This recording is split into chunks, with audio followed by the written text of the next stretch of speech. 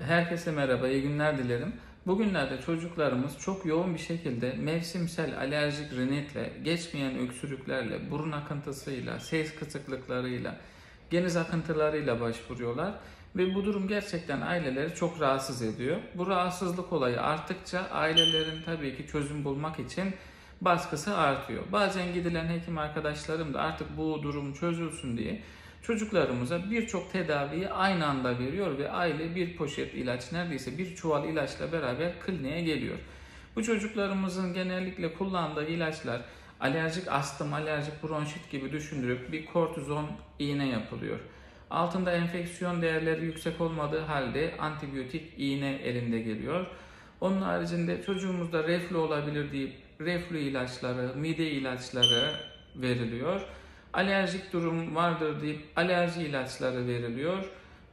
Değişik öksürük şurupları veriliyor. Burun spreyleri veriliyor. Koruyucu ilaçlar, alerjik rinitte kullanılan ilaçlar veriliyor. Yani küçük çocuğumuz bazen 3 aylık, 4 aylık, bazen daha büyük çocuklarımız 2-3 yaşında elinde 10 farklı parça ilaçlar, iğneler bunlarla beraber geliyor. Baktığımız tahlillerde de çocuğumuzun çoğunda herhangi bir enfeksiyon değeri çıkmıyor.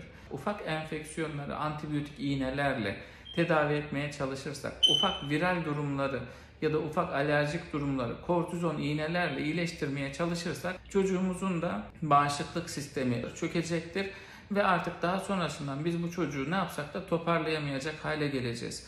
Onun için herkesi biraz akla evvele davet ediyorum. Yani bu kadar bilinçsizce, bu kadar şuursuzca bütün ilaçları aynı anda kullanmak anlık olarak çocuğumuzun sorununu çözebilir.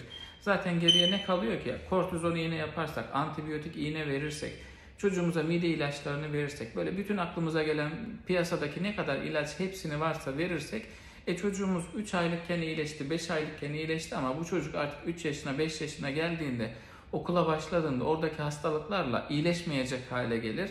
Bu sefer bizim daha güçlü ilaçları vermemiz, hastaneye yatırmamız gerekir ve bu bir kısır döngüdür.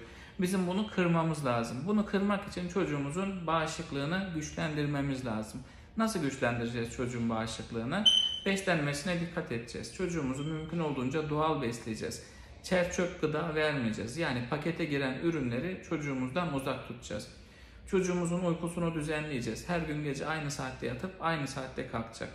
Çocuğumuzu proteinden, yağdan, karbonhidrattan dengeli besleyeceğiz. Yani sebze yemeklerimizi, meyvemizi yiyeceğiz. Balık yağını kullanacağız. Yani balık yemiyorsak balık yağını kullanacağız. Haftada bir gün, 2 gün mümkünse çocuğumuza balık vereceğiz. Vitamin düzeylerine bakacağız. D vitaminine, B vitaminine, demir düzeylerine hepsine dikkat edeceğiz. Bunları mümkün olduğunca yükselteceğiz.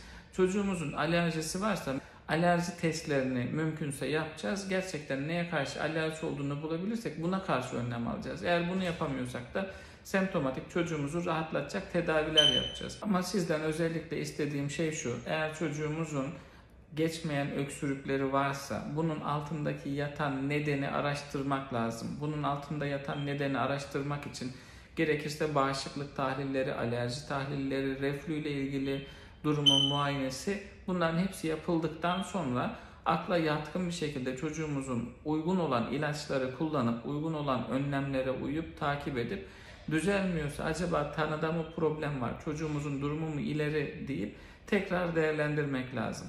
Yani aklımıza gelen bütün ilaçları aynı anda kullanarak dışarıdan eczaneden aldığımız bütün takviyeleri aynı anda çocuğumuza vererek ondaki bu düzelmeyi sağlayamayız.